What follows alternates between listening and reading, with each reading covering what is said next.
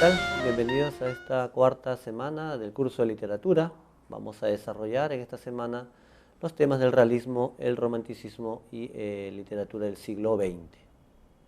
Bienvenidos a esta semana 4 del curso de literatura. Vamos a desarrollar primero, como primer punto, el romanticismo como corriente literaria.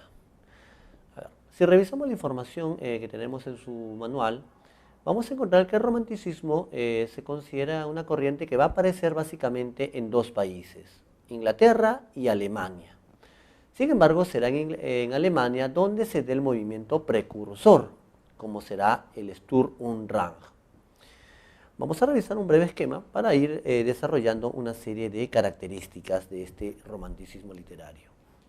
Habíamos dicho, ¿no?, que básicamente aparece en Alemania con este Sturm und Drang, y el romanticismo va a abarcar desde fines del siglo XVIII hasta mediados del siglo XIX. Muy bien, uno de los rasgos que definió el Sturm und Drang básicamente fue la búsqueda de la libertad artística, de la libertad creadora, ¿no?, en oposición al neoclasicismo, ¿no?, digamos, al racionalismo. Justamente, ¿no?, los románticos rechazan, ¿no?, la racionalidad del neoclásico, ¿no? El neoclásico se manifestó mediante el predominio de la razón, el carácter normativo, ¿no?, la imposición de reglas, ¿no?, el carácter didáctico de las obras, es decir, tenían que producir una enseñanza. Muy bien, en el romanticismo básicamente se va a exaltar o va a predominar el carácter subjetivo, ¿no?, la subjetividad, el sentimentalismo, ¿no?, la fantasía, ¿no?, son los elementos que van a predominar, ¿no? Los románticos también van a exaltar la libertad artística, la libertad creadora, justamente como rechazo a las reglas del neoclásico, ¿no? También vamos a tener como otra característica resaltante el individualismo, o denominado también culto al yo, ¿no? El romántico, más que el éxito de venta de sus obras, ¿verdad?, lo que busca es expresar ese mundo interior, expresar esa subjetividad, esas emociones y sentimientos, ¿verdad?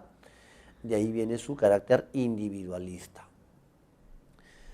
También destaca la idealización de la naturaleza, ¿no? Es un espacio que va a ser idealizado, ¿no?, donde además el artista, el romántico, va a, digamos, reflejar su estado anímico. La naturaleza expresa, ¿no?, el estado anímico, en este caso, del escritor romántico.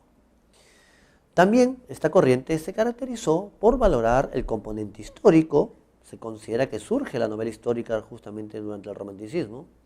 También los elementos populares. También se sostiene que hay una digamos, valoración de la Edad Media, ¿no? Por ejemplo, en los relatos de Edgar Allan Poe, muchos de sus cuentos están ambientados en la época medieval. La novela, digamos, Nuestra Señora de París, de Víctor Hugo, también está ambientada en un París medieval. Algunas leyendas también de Gustavo Adolfo Bécquer, su ambientación es en la Edad Media. Entonces, hay una fascinación de los románticos por lo medieval también. A estos rasgos se puede agregar la idea de la angustia metafísica, ¿no?, la angustia, digamos, existencial. El romántico ya no tiene el amparo de la razón, entonces se deja llevar por la idea del infinito. No olvidarse que el romanticismo, si bien uno de sus rasgos centrales va a ser este carácter subjetivo, este carácter, pues, de la exaltación de este sentimentalismo, tuvo varias facetas. Hubo un romanticismo, por ejemplo, del suspenso y del terror, como lo podemos tener en Edgar Allan Poe. Hubo un romanticismo que manifestaba la idea de la belleza diabólica, ¿no?, como lo tenemos en justamente Gustavo Adolfo Bécquer y sus leyendas. Un romanticismo, ¿no?, de, digamos, cierta temática que lindaba con lo social, por ejemplo, en Los Miserables de Víctor Hugo, ¿no? Entonces, tuvo diversas facetas. siendo, digamos, la más destacada, ¿no? El rostro más destacado, este elemento del predominio de la subjetividad. Bien, entre los principales exponentes vamos a tener a Goethe, ¿no? En Alemania, justamente. Él fue uno de los líderes del Sturmdrang, ¿no? Goethe también es conocido por otra obra, también muy importante, como es el Fausto. En cuanto a las cuitas del joven Werther, esta novela de fines del siglo XVIII, ¿no? Que constituyó, pues, digamos, uno de los primeros éxitos de este romanticismo. Incluso, si revisan su información, su separata, se sostiene que inicia el romanticismo de tipo intimista. Ahora, a nivel formal, recuerden que a veces hay preguntas que enfatizan los rasgos formales de las obras, es una novela que tiene un carácter epistolar. ¿Qué significa epistolar o en qué consiste este carácter o este rasgo? Es una novela escrita en forma de cartas. Cartas que envía Werther a un amigo llamado Guillermo. Guillermo es solo mencionado ahí, ¿eh? Muy bien. Por medio de estas cartas vamos a acceder justamente a la subjetividad de este personaje, ¿verdad? La obra comienza cuando Werther ha llegado a un pueblo, ¿no? Llamado Walheim, ubicado pues cerca de una naturaleza muy hermosa, ¿verdad? Werther es un muchacho, es un joven sensible, de un espíritu artístico, ¿no? Que ama la naturaleza. Se pasa los días pues recorriendo los paisajes hermosos, la naturaleza, leyendo poemas, las obras de Homero, pintando también, ¿no? Tiene, repito, es un espíritu sensible, es un espíritu artístico, el de Werther. Todo estaba bien, hasta que se enamoró. Un día le dicen, ¿no? Le invitan a un baile y una especie de vecina le dice que van a recoger a una muchacha, ¿no? Y es allí donde conoce a Carlota. Y desde que la vio, Werther quedó enamorado de ella, ¿verdad? A pesar que le advirtieron que ella ya estaba comprometida. Ella, digamos, tenía un compromiso con Alberto, ¿verdad? Pues bien, Werther va a visitarla siempre, todos los días, ¿no? Se hace muy amigo también de Alberto. Alberto es todo lo contrario. Alberto es una persona que carece de imaginación, de temperamento seco, es un burgués, vive cómodamente, ¿no? No es una mala persona, pero digamos, está en la antípoda de Werther, que es todo lo contrario, muy apasionado, muy imaginativo, etcétera, ¿no? Muy bien, se hacen muy amigos, incluso, ¿no? Hay momentos en la narración que salen a pasear, dice incluso de noche, ¿verdad?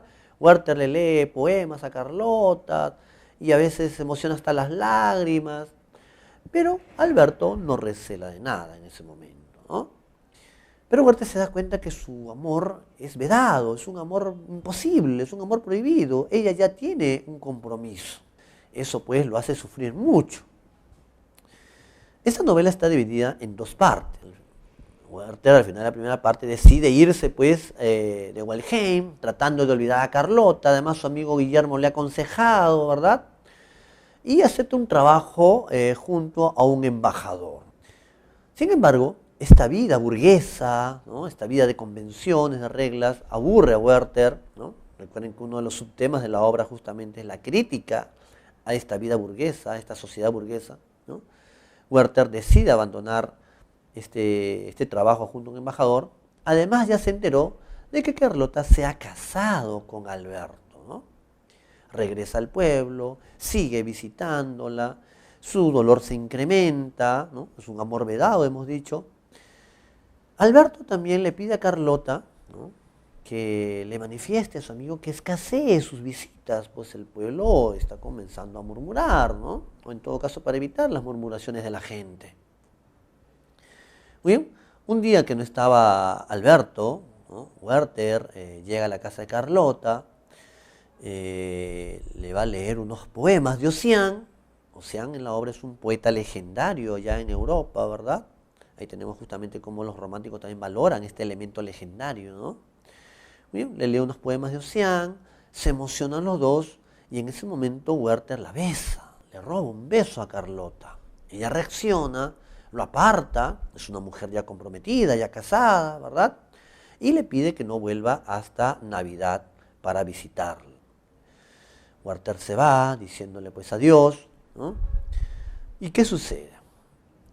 En vísperas de Nochebuena, un 23 de diciembre, Werther va a tomar una fatal decisión. Él había mandado con un criado pedirle a Alberto unas pistolas, explicando que se iba de viaje y que necesitaba para su seguridad. Cuando Alberto recibe pues esta carta, ¿no? este pedido de Werther, ¿no? mediante el criado, le dice a Carlota, entrega esas pistolas que están ahí en la pared. Ella lo hace, pero digamos, con mucho temor, ¿no? No le había contado a su esposo pues lo que había pasado, ¿no? Werther recibe digamos, las pistolas, le dice al criado no vuelvas hasta el día siguiente y luego de escribir su última carta toma la fatal decisión. Se suicida entonces en vísperas de Nochebuena, es decir, un 23 de diciembre. Cuidado que hay algunos ejercicios que buscan hacerlos confundir acá, ¿no? Se les pone 25 de diciembre, 24, ¿no? Etc. Muy bien. Esta obra, hemos dicho, está dividida en dos partes, ¿no? Y una especie de nota del editor, ¿no? Allí, ¿no? Se cuenta ya que al otro día vino el criado de Werther, lo encuentra agonizando, tratan de salvarle la vida, pero no pueden, ¿no? Horas después fallece Werther. Muy bien, esta obra tuvo un gran impacto en los lectores de aquel momento. Goethe, que tenía aproximadamente entre 24 a 25 años de edad, de pronto se convierte pues en un escritor famoso en toda Europa, sobre todo por los lectores juveniles, ¿no? Los lectores jóvenes, ¿no? que tuvieron digamos, una gran digamos, aceptación de parte de esta obra. Sin embargo, digamos, la publicación de esta obra trajo una serie de suicidios, ¿no? Algo pues que también afectó al autor, ¿no? No pensó que iba a tener ese tipo de impacto. ¿Por qué? ¿Qué pasó? En este caso de suicidios por imitación con el protagonista. Y es que se identificaban los lectores con Werther, que amaba intensamente, ¿verdad? De manera apasionada, tenía un amor imposible, vestían como Werther, porque en la obra se describe, ¿no? los trajes oscuros que tenía, ¿verdad? Carlota también se describe sus trajes, entonces los muchachos y las chicas vestían como Werther y como Carlota, ¿no? Y así como amaban como él, sufrían como él, tenían un amor imposible como él, quisieron morir también como él. Y sí, causó, digamos, varios suicidios por imitación. Esta obra no es muy extensa, ¿no? Dependiendo de la edición, oscila entre 100 a 200 páginas. El tema del suicidio incluso se aborda en una parte, ¿no? Cuando Werther y Alberto discuten sobre ese tema, ¿no? Para Alberto, desde una mentalidad racional, ¿verdad? Esto lo ve como una cobardía, y en cambio, pues, Werther responde de una manera, pues, apasionada, exaltando el suicidio, defendiéndolo, ¿no? Como un acto de heroísmo, de valentía, etcétera, ¿no? Esa parte también se da, esa discusión se da entre Werther y Alberto sobre este tema, ¿no? Un favor, si van a leer esta obra, primero vayan donde su psicólogo o psicóloga y no lo lean cuando estén, digamos, allí deprimidos o deprimidas, ¿no? Les puede convencer ese fragmento donde Werther defiende apasionadamente el tema del suicidio. Ese es entonces el final de esta novela, que inició digamos, el romanticismo de tipo intimista. Bien, pasemos ahora a la siguiente corriente, como fue el realismo. El realismo es una corriente que va a surgir en Francia, promediando la mitad del siglo XIX. Entre sus principales exponentes vamos a tener a Balzac, a Stendhal, ¿no? También a Gustave Flaubert, autor de Madame Bovary, ¿no? Muchos lo consideran a Flaubert incluso como la cumbre del realismo francés. El realismo surgió como un rechazo al romanticismo, ¿no? A los excesos del sentimentalismo. El escritor realista lo que buscaba era la objetividad, y esto mediante la descripción detallada. Es un rasgo justamente importante, ¿no? Esto hace también que las novelas sean voluminosas, las novelas de Balzac, de Stendhal, ¿verdad? Entonces, ¿qué van a describir al detalle? Las conductas de los personajes, el ambiente social e histórico, ¿no? Hay una relación estrecha entre el individuo y la sociedad. Entonces, hay una descripción muy detallada de los problemas sociales, ¿verdad? Y de la conducta de los personajes.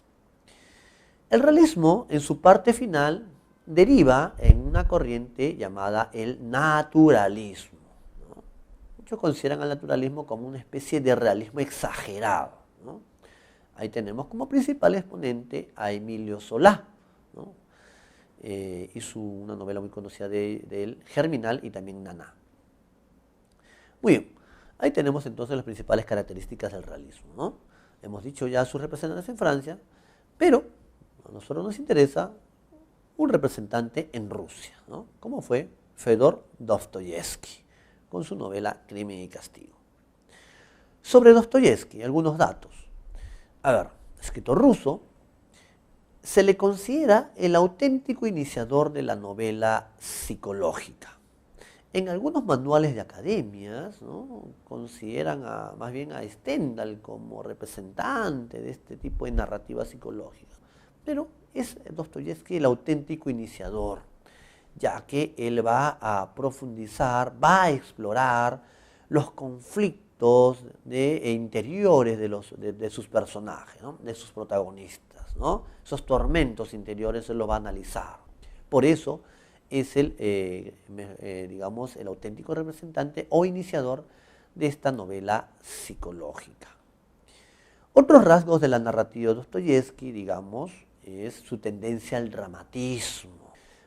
Básicamente los protagonistas son personajes pobres, castigados por la miseria, ¿no?, por el sufrimiento. Entonces también hay una especie de solidaridad con el sufrimiento humano. Algo así como sería en el siglo XX César Vallejo, pero en poesía, ¿no?, sobre todo en su tercera etapa poética, ¿no? En Dostoyevsky también encontramos eso, ¿no?, mucha solidaridad con el sufrimiento humano. También la exploración, pues, de los conflictos éticos, los conflictos religiosos. Hay una religiosidad atormentada también en la narrativa de Dostoyevsky. Bien, sobre su novela Crimen y Castigo, ¿no? El protagonista es Rodion Raskolnikov. Rodia también se le llama de cariño. Es un estudiante, es un intelectual, ¿no?, pero que ha tenido que dejar sus estudios en la universidad debido a la miseria que padece, ¿no? Vive en un cuartucho miserable, hay días que no tiene ni para comer, ¿verdad? Vive desesperado, pues, por la pobreza extrema que lo envuelve. Su familia, es decir, su madre, Pulqueria, y su hermana, Dunia, viven en una ciudad aparte. A veces le brindan algún apoyo económico, pero él padece mucha miseria. Algunas veces tiene que acudir donde una anciana usurera, una prestamista llamada Leona, ¿no?, para empeñar algunos objetos y paliar de alguna manera su situación tan desfavorable. Un día, por medio de una carta, la madre le informa de que su hermana Dunia se va a casar con alguien a quien no ama, pero que tiene dinero, para poder ayudarlo. Y Rodion no está dispuesto a que su hermana haga ese sacrificio, así que decide llevar a cabo, ¿no?, una idea que ya venía dándole vueltas en su cabeza: quitarle la vida a Aliona, a la usurera. Rodion la considera, pues, un ser despreciable, un parásito, alguien que se aprovecha de la necesidad de los demás para hacer dinero. Entonces, un día que se entera que la usurera iba a estar sola, se dirige con un hacha debajo de su abrigo. Muy bien, con el pretexto de empeñar una especie de pitillera, Aliona se da vuelta y ella aprovecha a Rodion para matarla, ¿no? Le da un golpe en la cabeza con el hacha. Desesperado, rápidamente coge lo primero que encuentra. Sin embargo, no es un gran botín el que se lleva, y cuando está a punto de escaparse, encuentra que ha llegado Lisabeta, o Isabel, depende de la traducción, ¿no? Lisabeta es la hermana de la usurera Leona. Y Rodión tiene que también asesinarla porque no podía dejar testigos, ¿no? Sin embargo, la muerte que él había planificado y hasta justificado era la de Leona. Elisabetta, incluso él la conocía. Era un ser, digamos, caritativo, todo lo contrario a su hermana. Esta muerte no estaba planificada por Rodión. Y luego también será algo que lo va a atormentar, ¿no? Rodión tiene dos móviles para cometer este asesinato que él había planificado.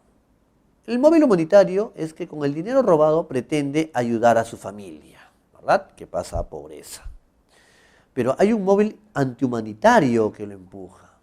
Él se considera un ser superior. Recuerden, él es un intelectual, ¿no?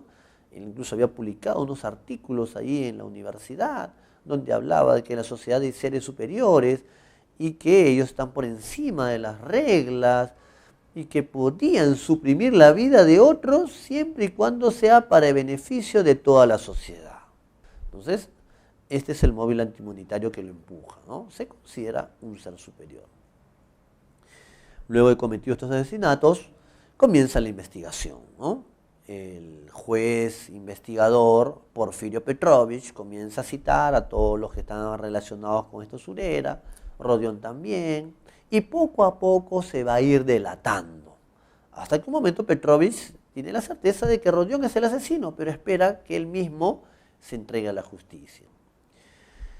En cuanto al personaje de Sonia, Sonia en la obra, su familia era muy pobre y se dedica a la prostitución para poder alimentar a su familia, ¿no? Su padre era un alcohólico, Marmeladov, incluso va a morir y Rodión, que lo llegó a conocer, apoyó con el dinero que había obtenido en el entierro de Marmeladov.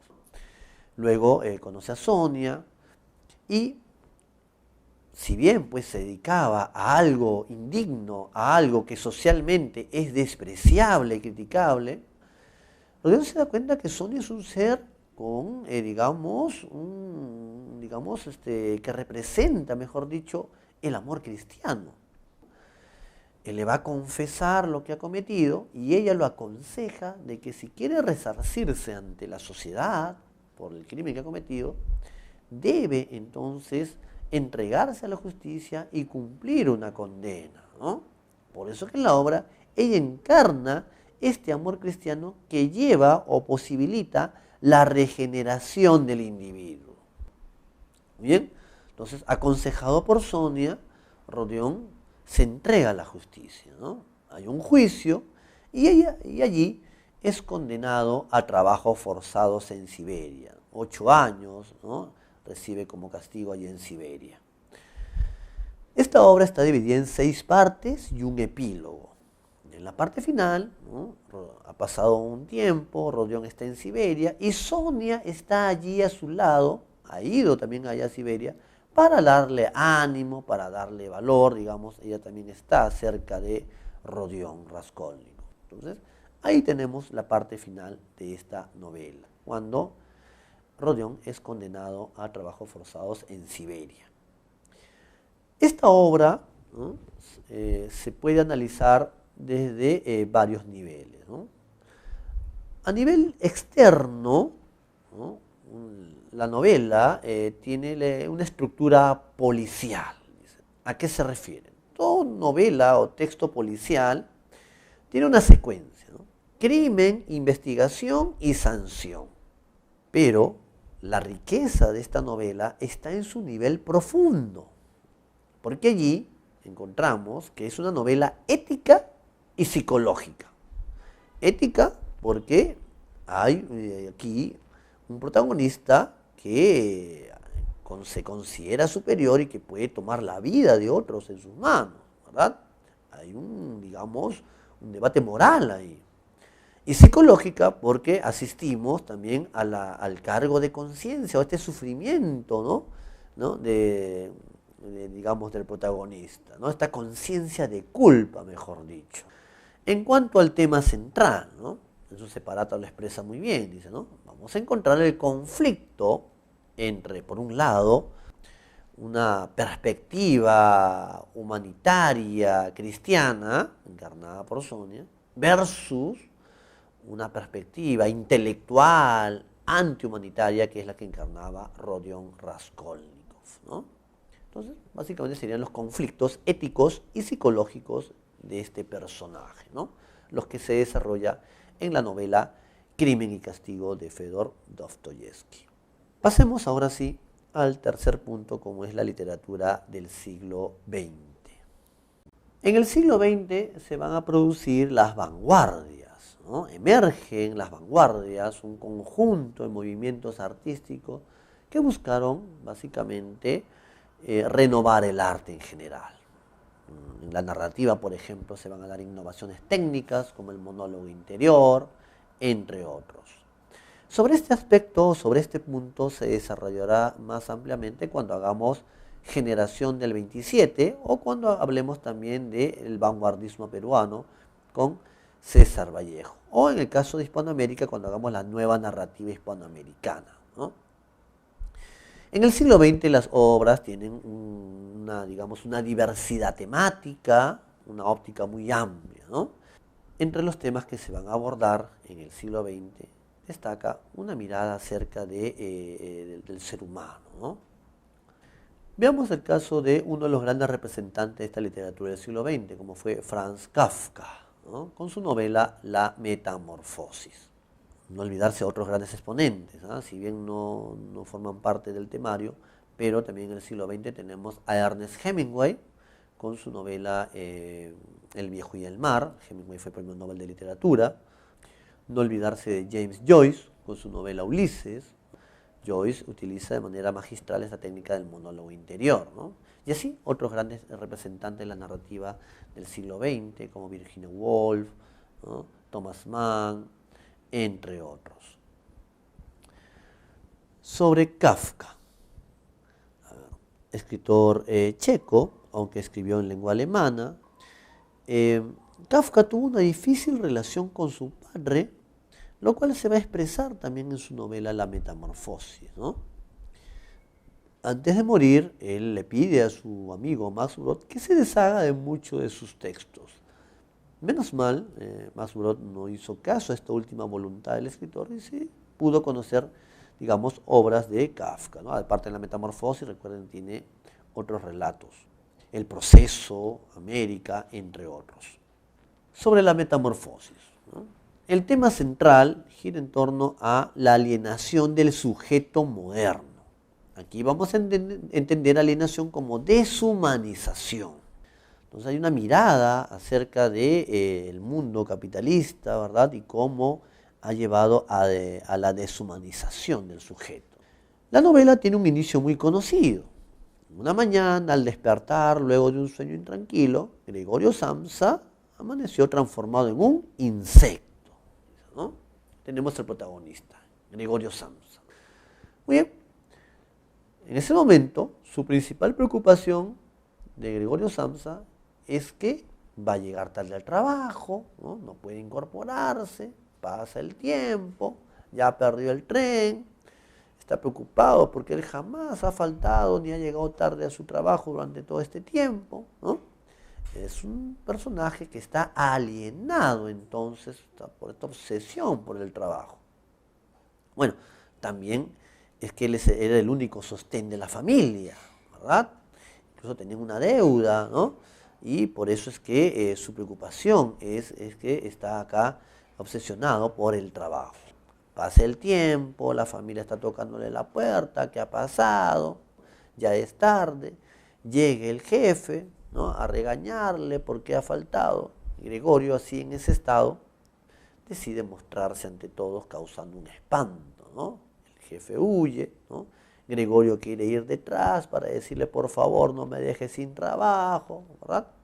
Y a partir de ese momento va a ser aislado, ¿no? Va a tener que vivir recluido prácticamente en su propio cuarto o habitación, ¿no? Entonces, este inicio donde Gregorio está transformado en un insecto es metafórico, ¿no? Revela el absurdo existencial justamente de este personaje. Muy bien, la única persona que va a mostrar solidaridad con él es su hermana Gret. Ella le lleva alimentos, agua, trata de estar pendiente ahí de Gregorio, ¿no? vive aislado, vive marginado por la familia. Antes que él era el único sostén, ahora ellos también tienen que ver cómo agenciarse dinero. El padre consigue un trabajo, incluso duerme con el uniforme puesto.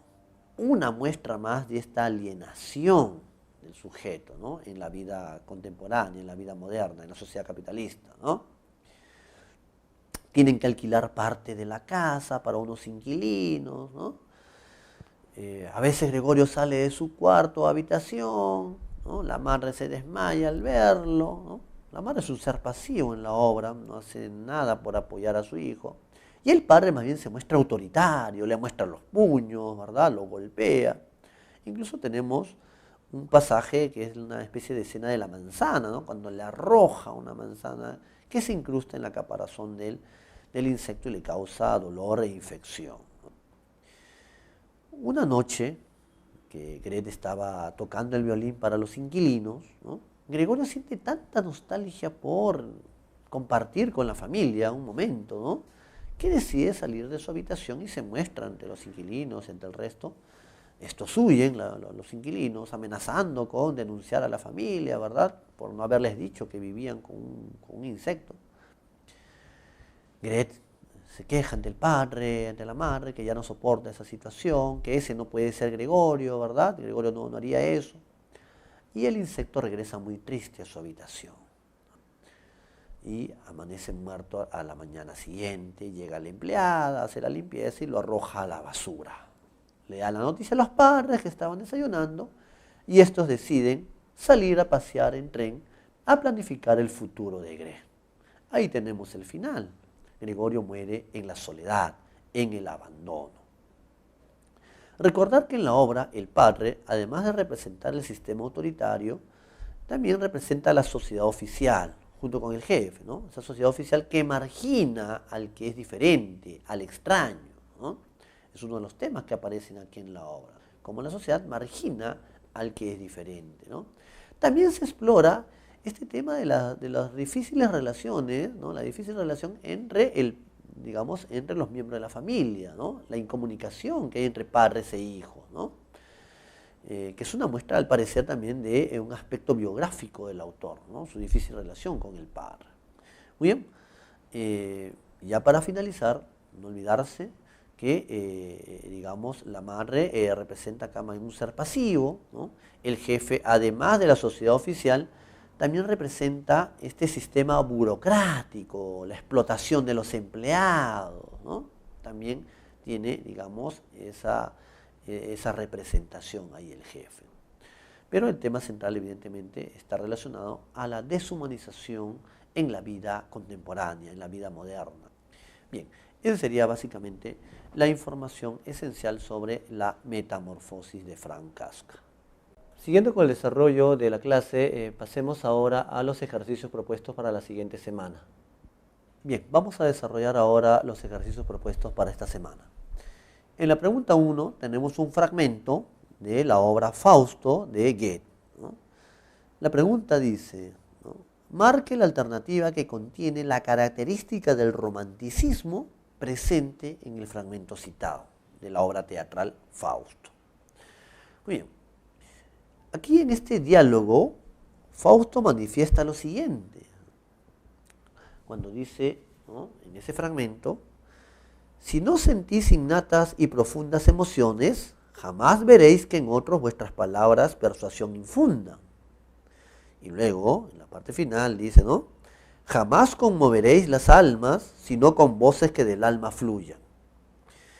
¿Qué tenemos ahí? Fausto está exaltando las emociones del alma como fundamento para la persuasión. En ese sentido, ¿no?, vemos pues que hay un predominio de la dimensión subjetiva, ¿no?, como rechazo a la racionalidad. Entonces, la clave sería la letra C, ¿verdad? Destaca la importancia de la dimensión subjetiva del ser humano, ¿no? Es un rasgo predominante justamente durante el romanticismo. Veamos la siguiente pregunta. Pregunta 2. Marque la alternativa que completa correctamente el siguiente enunciado. El romanticismo invoca, espacio, en contra de las normas clasicistas, porque estas, a ver, espacio, ¿no? El romanticismo, ¿qué destaca? ¿Qué rasgo del romanticismo está en contra de las normas clasicistas? Evidentemente la libertad artística, la libertad creadora, porque estas limitan, justamente las normas clasicistas limitan la imaginación durante la composición. Por eso es que rechazan las normas del neoclásico, ¿no? Porque expresan una limitación, ¿no?, a la imaginación artística. Clave entonces la B. En el ejercicio 3 también tenemos un fragmento textual, ¿no? Y el enunciado dice: a partir del fragmento citado de las cuitas del joven Werther, de Goethe, se puede afirmar que el protagonista, ¿bien?, si leemos con atención este fragmento, lo que está haciendo Werther es describir la naturaleza, ¿no?, y de manera idealizada, exalta su belleza, ¿verdad? Entonces, ¿cómo completamos el enunciado? Se puede afirmar que el protagonista idealiza la naturaleza y expresa su emoción por ella, ¿no? Recuerda que el romántico traslada sus emociones, sus sentimientos al espacio de la naturaleza, ¿no? Ejercicio 4.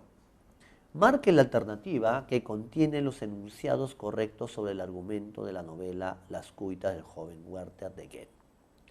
El protagonista se suicida por consejo de su amigo Guillermo. Falso.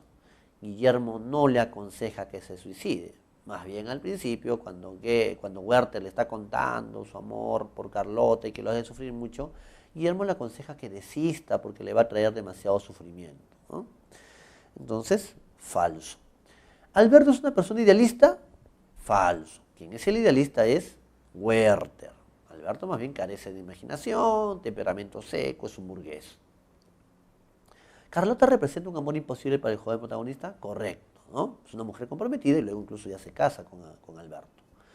Werther, joven muy apasionado, rechaza la sociedad burguesa, correcto, ¿no? Werther ama la naturaleza más bien y expresa su rechazo a esta sociedad de convenciones, de normas, de reglas como es la sociedad burguesa, ¿no? Entonces la clave sería la A. Los únicos enunciados correctos serían 3 y 4. Ejercicio 5. En relación con la verdad o falsedad de los siguientes enunciados sobre las características del realismo, marque la alternativa que contiene la secuencia correcta. Dice 1. Surge en contraposición a los ideales del movimiento romántico, verdadero, ¿no? Los realistas pues rechazan el sentimentalismo en los románticos. Aparece de forma repentina en Francia a finales del siglo XVIII. Bueno, el realismo sí surge en Francia, pero no a fines del siglo XVIII, ¿no? Ese es el romanticismo. El realismo aparece promediando la mitad del siglo XIX. Falso. Destaca por la descripción de ambientes sociales y contextos, verdadero, ¿no? Ahí en el realismo un fuerte carácter descriptivo, ¿no? Descripción detallada de la conducta de personajes y de problemas sociales, del entorno histórico también. Verdadero. La naturaleza idealizada es uno de los tópicos de esta escuela. Falso. La idealización de la naturaleza es una característica más bien del romanticismo, no del realismo. Muy bien, entonces la respuesta sería la clave E. ¿Qué característica de la narrativa de Dostoyevsky se relaciona con el problema central del personaje Raskolnikov en Crimen y Castigo? En Crimen y Castigo, Raskolnikov, ¿no?, tiene un problema, digamos, moral, ético y religioso. Y justamente, uno de los rasgos o características de la narrativa de Dostoyevsky es que sus personajes, ¿no?, digamos, lindan con este tipo de preocupaciones éticas, ¿no?, el conflicto moral, el conflicto religioso, ¿no? Recuerden, pues, Sonia, ¿no?, Crimen y Castigo, cómo encarna el amor cristiano, este personaje socialmente degradado de la prostituta, cómo encarna esta posibilidad de salvación humana. Entonces, la clave sería la A, preocupaciones de tipo moral y religioso. Marque la alternativa que contiene los enunciados correctos sobre el argumento de la novela Crimen y Castigo de Fedor Dostoyevsky. Raskolnikov mata a Leona pues la considera un ser nocivo para la sociedad verdadero. La considera pues, una especie de parásito, de ser que se aprovechaba pues de, digamos, las necesidades de los demás. El protagonista decide confesar el crimen cometido a su madre y a Sonia. Falso, porque no le confiesa el crimen a su madre. A Sonia sí, pero a la madre, a su propia madre de Rodion no. La madre de Rodion se llama Pulqueria, ¿no? Entonces, este enunciado hace que la respuesta sea falsa. Sonia representa para el joven Raskolnikov la luz de la verdad intelectual. Falso. El intelectual es Raskolnikov, ¿no? Sonia más bien representa el amor cristiano que puede llevar al individuo a la regeneración. Por eso es falso. Raskolnikov es condenado a la horca, pero este huye con Sonia a Siberia. Él es condenado a trabajos forzados en Siberia. Y más bien Sonia decide acompañarlo, estar a su lado para darle valor. Es falso entonces. Clave, la C. Ejercicio 8. Marque la alternativa que completa correctamente el siguiente enunciado. En el estrato profundo de la novela Crimen y Castigo de Dostoyevsky se evidencia el conflicto interno del protagonista porque, hemos dicho, ¿no? Hay dos niveles en esta novela. Un nivel superficial, es una novela policial, ¿no? Pero su verdadera riqueza está en el nivel profundo, porque allí se revela como una novela ética y psicológica, ¿no? Por eso que la clave, en este caso, la pregunta 8 sería la B, ¿no? Se hace un análisis de su dimensión ética y psicológica, ¿no? El conflicto moral y la conciencia de culpa que atormenta justamente al protagonista. Ejercicio 9. Tenemos un fragmento, ¿no? Y el enunciado dice: de acuerdo con el anterior fragmento perteneciente a la novela La Metamorfosis de Kafka, marque la alternativa que contiene el enunciado correcto, ¿no? En ese fragmento, si lo revisamos, ¿no? Hay un momento en que Gregorio, ¿no? o la narración dice así, ¿no? Se daba cuenta de que era indispensable retener al gerente y tranquilizarle. De ello dependía el porvenir de Gregorio y de los suyos. O sea, una de las preocupaciones del protagonista, Gregorio Samsa, es justamente, digamos, o es de tipo económico, ¿verdad? Él teme desamparar económicamente a su familia, él era el único sostén, ¿no? Aunque consideraba que su trabajo era pues ya estresante, digamos, no podía dejarlo, ¿no? Era el único sostén de la familia. Por lo tanto, la clave es la E, ¿no? El protagonista teme desamparar a su familia si pierde su empleo, ¿no? Uno de los subtemas de la obra son las preocupaciones económicas justamente de la familia Samsa. Finalmente, pregunta 10, ¿no? Tenemos otro fragmento textual y dice, ¿no? De acuerdo con el anterior fragmento perteneciente a la novela La Metamorfosis de Kafka, ¿qué tema de la obra plantea el autor en ese fragmento? Si revisamos, hay un momento en que dice, ¿no? Por tanto, debía apaciguar a su padre, pues no tenía tiempo ni forma de aclararle lo ocurrido. Esto está aludiendo a la incomunicación entre padres e hijos, básicamente entre el padre y el hijo en esta novela. Entonces la pregunta es, ¿qué tema de la obra plantea el autor? La clave sería la C, la incapacidad de comunicación entre padre e hijo. Eso ha sido todo por esta semana. Hemos abordado los ejercicios del romanticismo, del realismo y de la literatura del siglo XX. Nos vemos en la siguiente sesión.